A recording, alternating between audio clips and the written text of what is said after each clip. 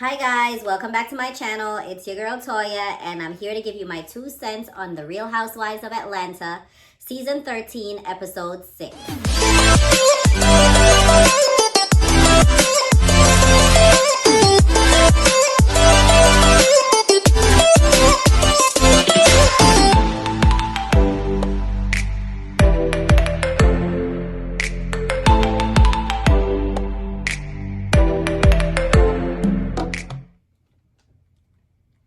So the episode starts out with Cynthia and her fiance at this point, Mike Hill, talking about their wedding.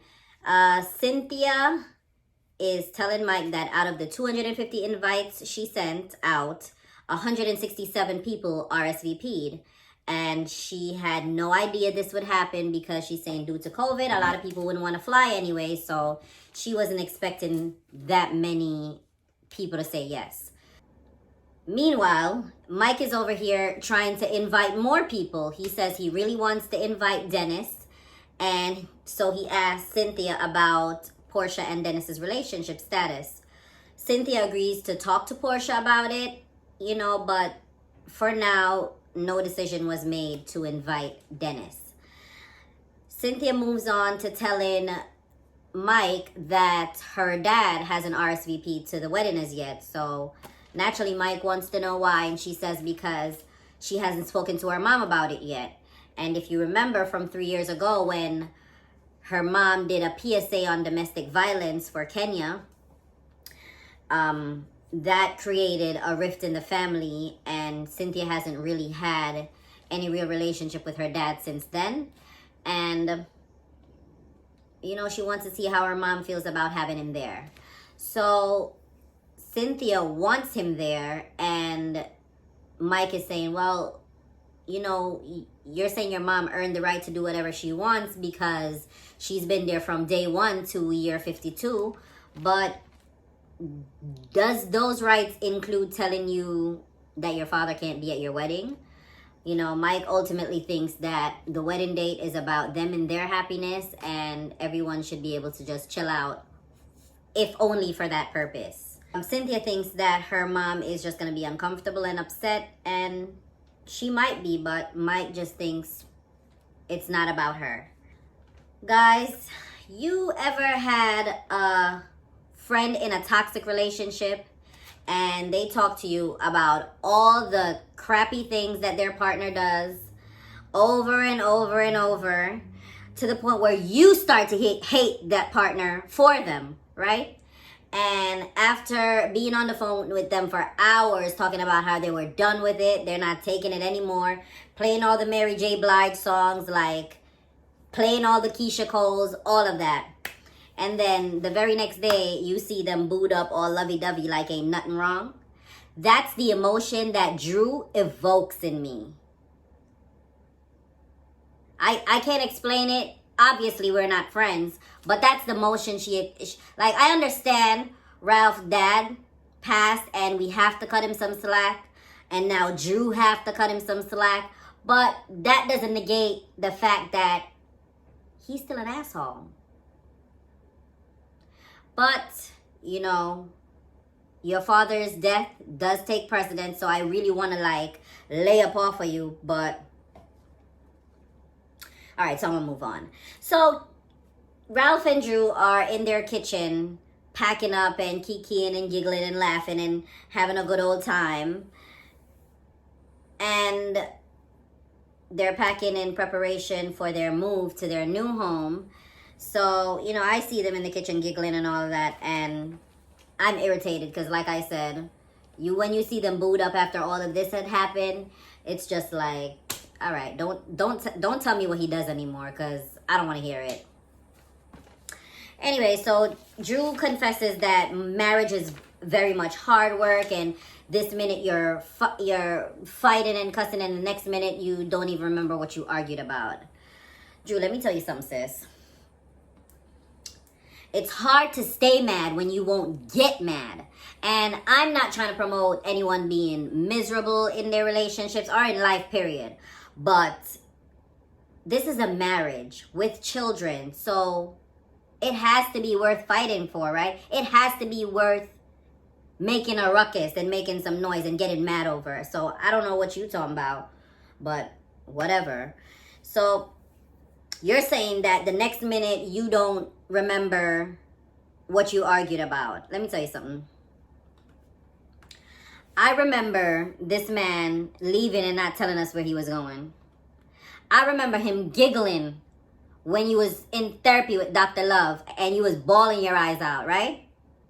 I remember him telling you to stay in a woman's place basically when it comes on to the buying of the new home. So if you don't remember, I'll remember for you. Someone send you my video. Thanks. Anyway, so they go outside and they release some balloons in honor of his father and say a few nice words. And the whole time I'm still very much irritated by him.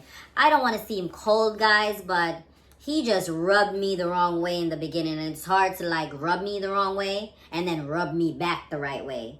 Like once I'm the wrong way, it's wrong forever. Make sense? All right.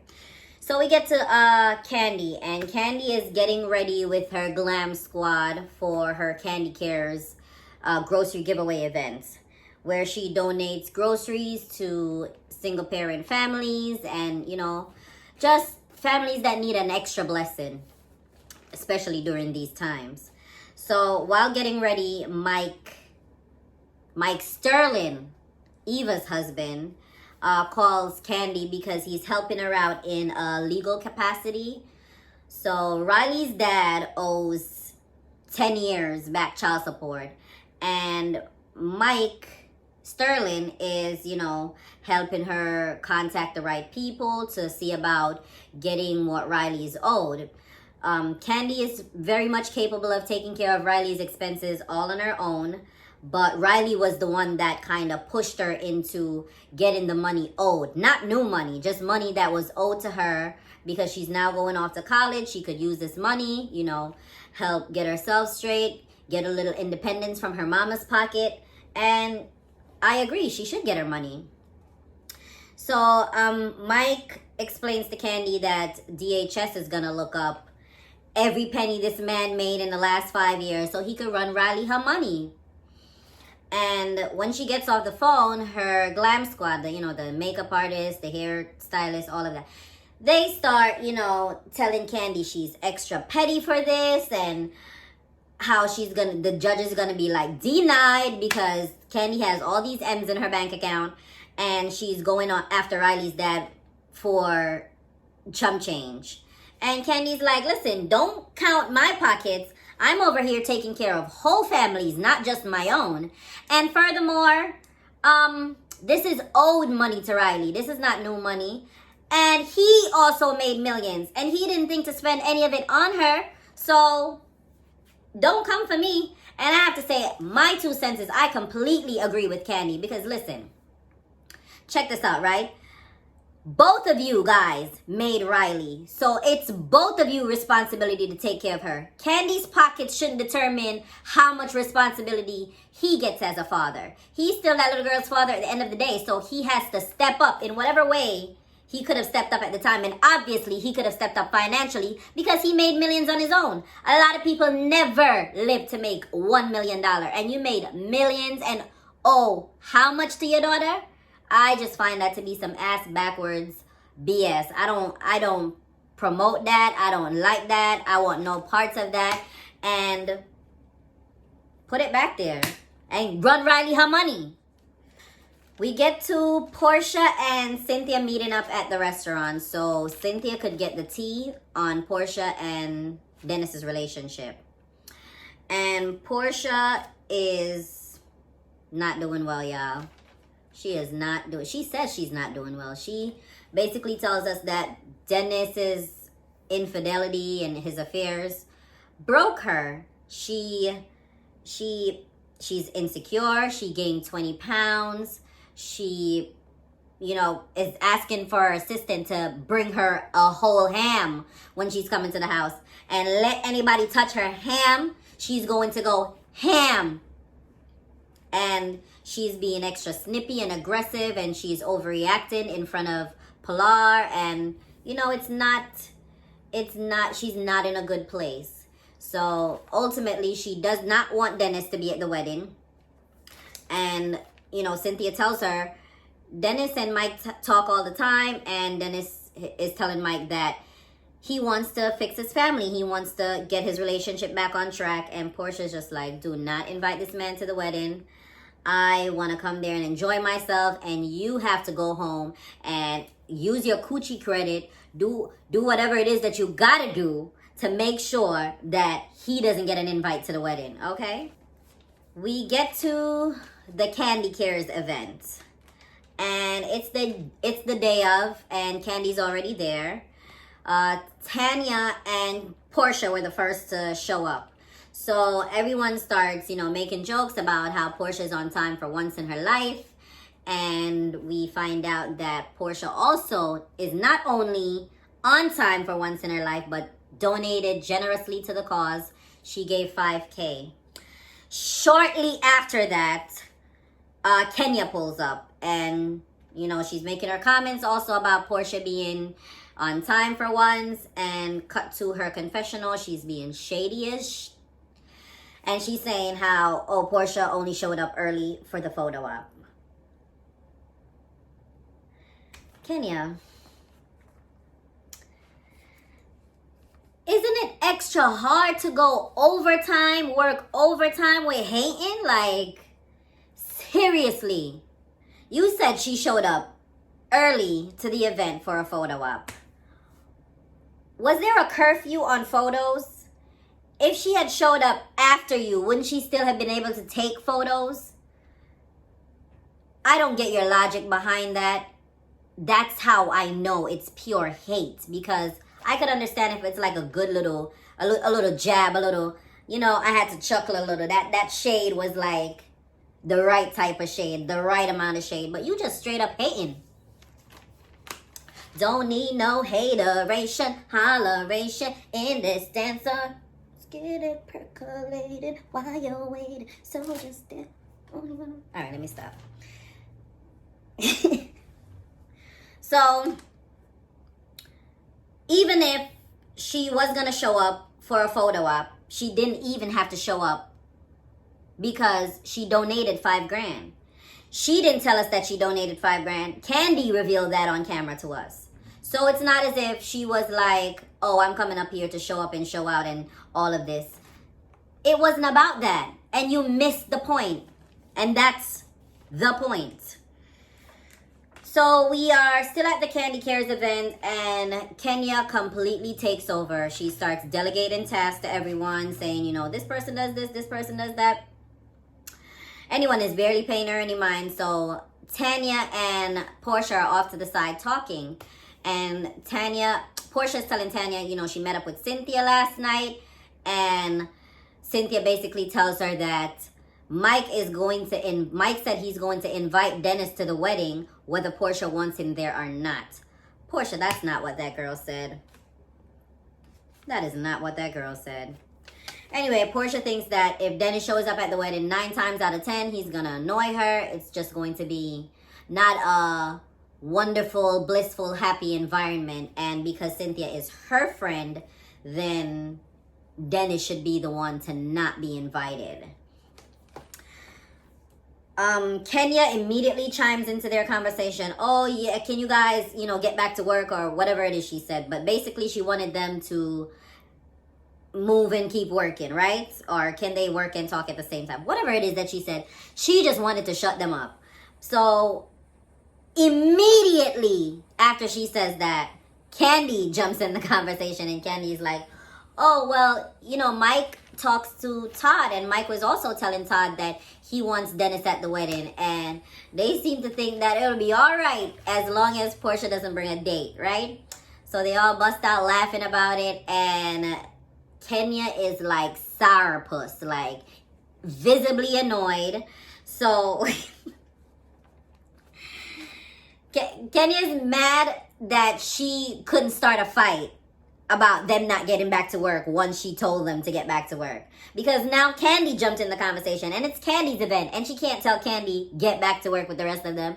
So now she can't beat them. Guess what she did? She joined them. She jumped in the conversation, And when she inserts herself, she's telling Portia that Portia should be able to control her cootie cat when she is A, at a wedding, B, Hennessy is flowing, and all of, the nice things are going on. The nice conducive environment to her wanting to bust it wide open, right?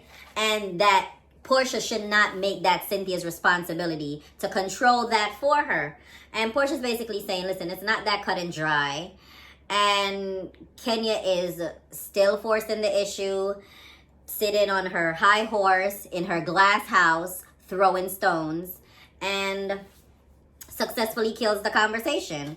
So Cynthia shows up.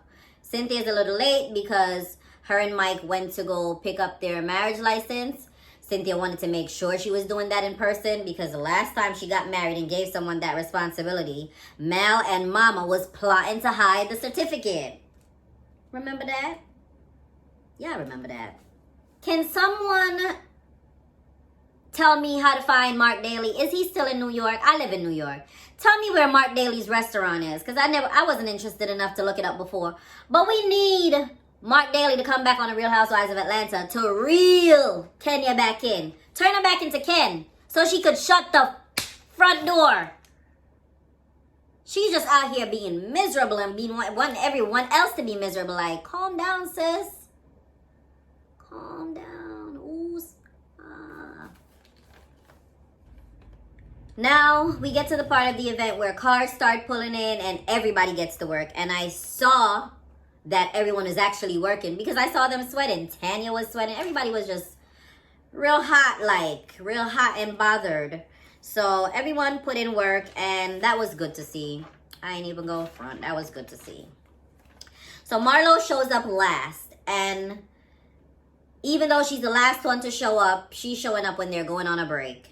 But we're not mad at Marlo, guys, because Marlo showed up with her 5K check in hand to donate to Candy.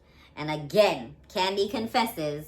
When I say confesses, I mean in the confessional, not around everyone else. So Candy confesses that a lot of, people, she's surprised that, people are giving so generously, and that she's also surprised that some people didn't give at all. Some people that she would expect to give did not give at all. And I have to tell you, I'm side-eyeing you, Kenya. I straight up thought you was talking about Kenya. Kenya been running her mouth for the entire episode. And you know what they say, empty barrels make the most noise. And she didn't tell us what you gave Kenya. While they're sitting there, breaking and lunching, Drew calls Cynthia on FaceTime and, says hi to the girls. And Candy takes that opportunity to thank Drew for her donation as well. And during that conversation, we find out that Drew's not there because she was moving. And we find out that she's moving to Portia's neighborhood. So Portia, welcomes her to the neighborhood, and then they end the call. As soon as they end the call, Marlo makes a comment and says, oh, Drew seems so nice. She seems like a nice girl. Everyone else was about to agree like a choir. And Kenya goes, oh, Cynthia's always picking up strays. There goes that hate again. My question to you, Miss Kenya, is what makes Drew a stray and LaToya pedigree? Because as soon as you called Drew a stray, you got to telling the ladies that you've been spending tons of time talking to LaToya, and you guys need to decompress and de-stress, and everyone needs to go on a trip. So my question is, what makes Drew a stray and LaToya pedigree? Because at least we knew Drew from the game. At least we knew a little bit about Drew's resume before she popped up on our Atlanta Housewives screen. The only LaToyas I knew besides me is Jackson and Luckett. I didn't know diddly squat about this girl before this season of the Housewives. So, answer my question, Ken.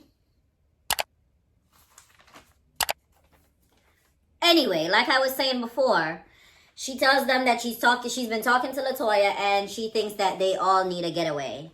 So they start throwing around ideas about, where to go, what to do, what to see.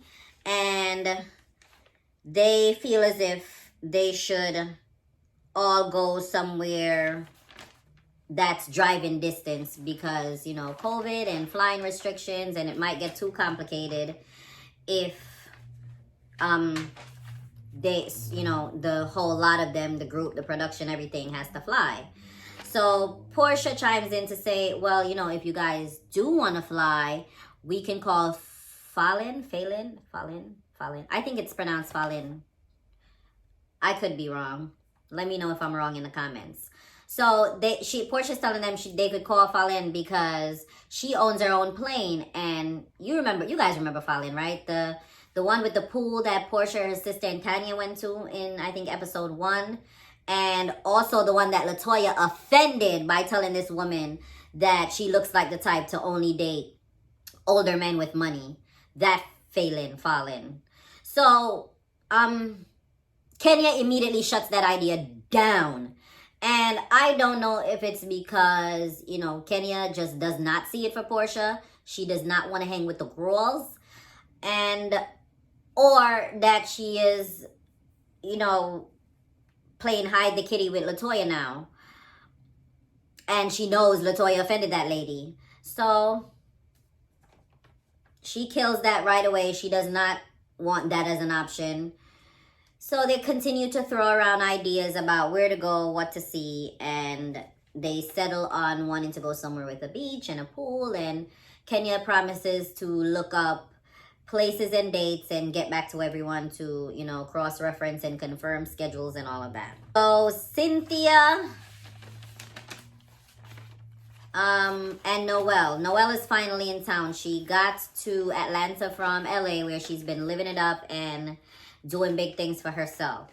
So now she's in Atlanta for a shorter time than her mother wants her to be there, but nonetheless, they're driving to Cynthia's mom's house where Mal is waiting for them because Cynthia wants to break the news to her mother that she wants her dad at the wedding, but she just wants to gauge how she feels about it. So Cynthia and Noelle get to mom's house, and Mal is already there. Cynthia gets her a plate of food to eat, and they all go sit down.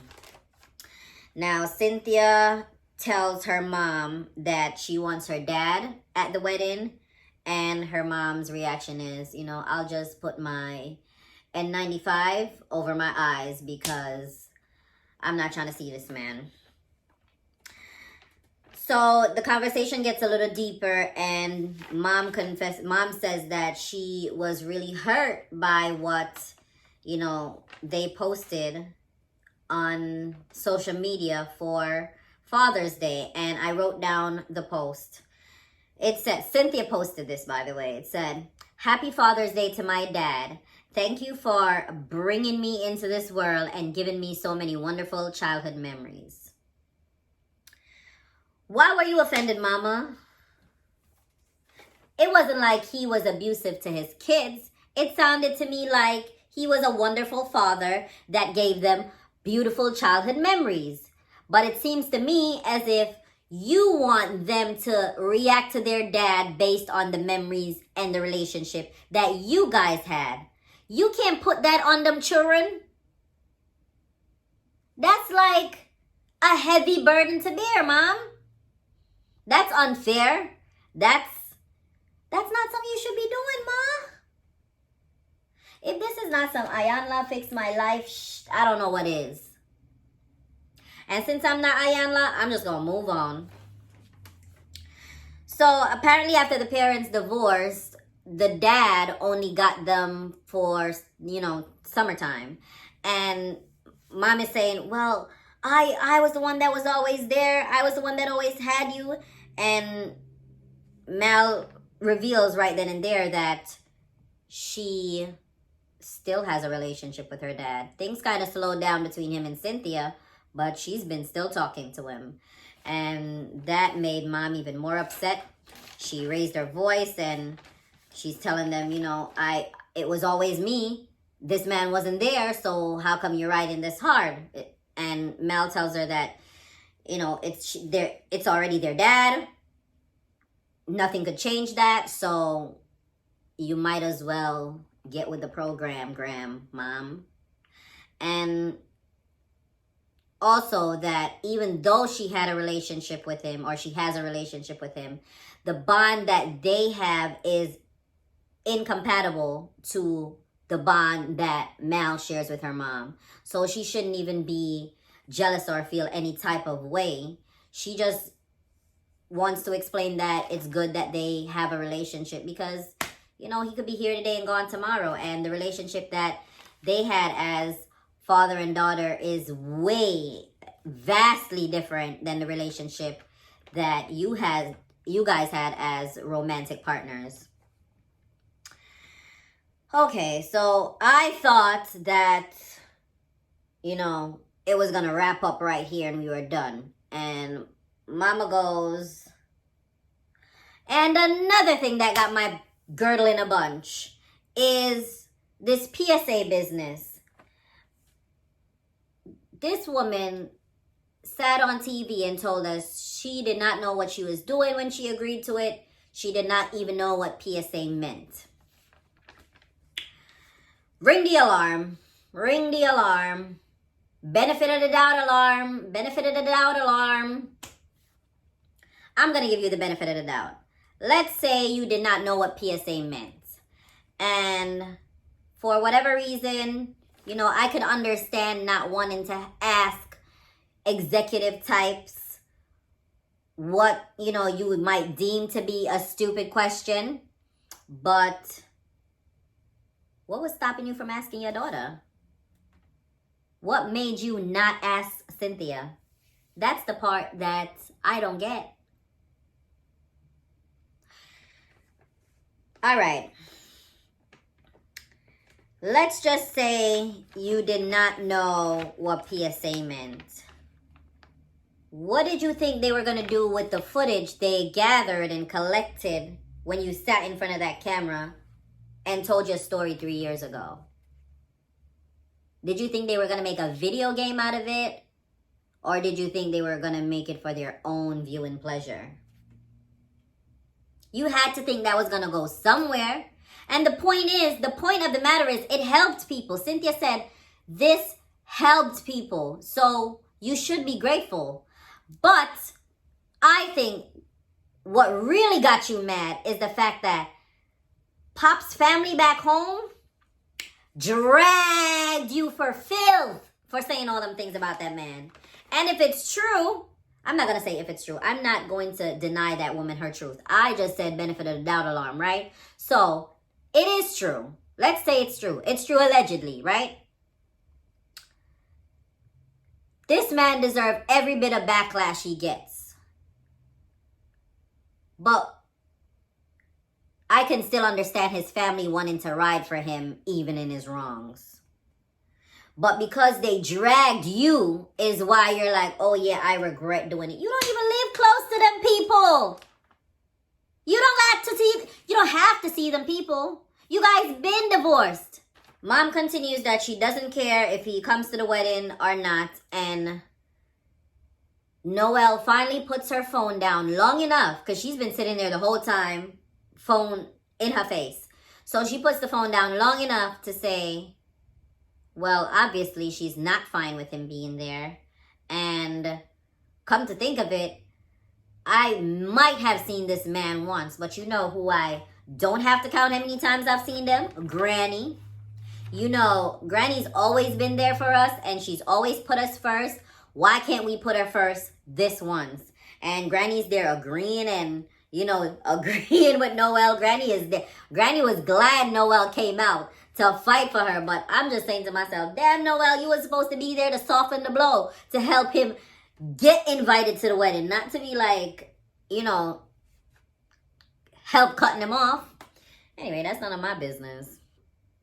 Noelle keeps going in, saying that it's clear what needs to happen. And Cynthia is like, I get it. I get what you're saying. I'm receiving it. And basically, what's going on there is Pops is not going to be at the wedding, right? Cynthia goes off a moment in her confessional to say that she thinks her mom's life would have been way better off if she did not give birth to her. And how do you know that, Cynthia? How? How do you know your mom wouldn't have made horrible decisions even if she didn't have you? There's no way for you to know that. And to be honest, your life and the life you've made for yourself is nothing to sneeze at. So it's not as if your mom is living in squalor. It's not as if, from what I've seen, she doesn't have, every bell and whistle out there. But she has all she needs. And it's something to be proud of that you raised two beautiful, successful women. So why are you crying about that? Wipe them tears, Sin. Wipe them tears. Anyway, that was the end of the episode. Guys, I know this one was late, but I have good reason, and you're going to see it soon. I'm planning a possible 2-part video for a get to know me special, if you will. And you guys get to see behind the scenes and in my life and what I'm doing when I'm not talking about these shows. So I'll see you next week. Don't forget to like, comment, share, and subscribe. Subscribe, tell your friends, tell your friends' friends, and tell your friends to tell their friends, because big things are coming to this channel. All right?